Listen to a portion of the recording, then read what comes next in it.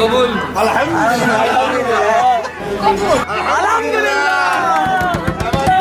Cricketer Nasir Hossain ও তার স্ত্রী তামিমা সুলতানা তাম্মিকে ঘিরে বহুল আলোচিত ব্যভিচার মামলার রায় ঘোষণা হতে যাচ্ছে আগামী বুধবার।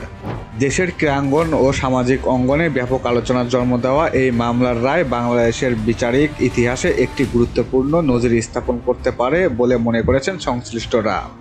গত 6 মে মামলার চূড়ান্ত শুনানি শেষে ঢাকার আদালত রায়ের জন্য 10 জুন নির্ধারণ করেন। শুনানিতে বাদীপক্ষের আইনজীবী আদালতের কাছে নাসির হোসেন ও তামিমা সুলতানার সর্বোচ্চ শাস্তির আবেদন জানান।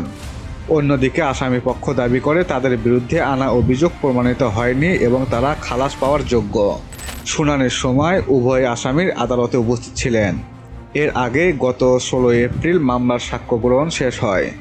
আদালত মোট 10 জন সাক্ষীর সাক্ষ্য গ্রহণ করেন। 2022 সালের 9 ফেব্রুয়ারি নাসির হোসেন ও তামিমা সুলতানার বিরুদ্ধে আনুষ্ঠানিক অভিযোগ গঠন করা হয়। তবে তামিমার মা সুমি আক্তারকে মামলা থেকে অব্যাহতি দেওয়া হয়। মামলার অভিযোগ অনুযায়ী 2011 সালে রাকিব হাসানের সঙ্গে তামিমা সুলতানার বিয়ে হয় এবং তাদের একটি কন্যা সন্তান রয়েছে।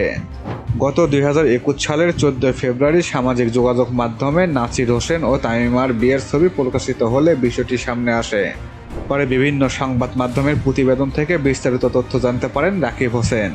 বাদীর দাবি, তার সঙ্গে বৈবাহিক সম্পর্ক বহাল থাকা অবস্থাতেই তামিমা ক্রিকেটার নাসির হোসেনকে বিয়ে করেন, যা আইনগতভাবে অবৈধ। একই সঙ্গে অভিযোগ করা হয় নাসির হোসেন তামিমাকে প্রলুব্ধ করে নিজের কাছে নিয়ে গিয়েছিলেন।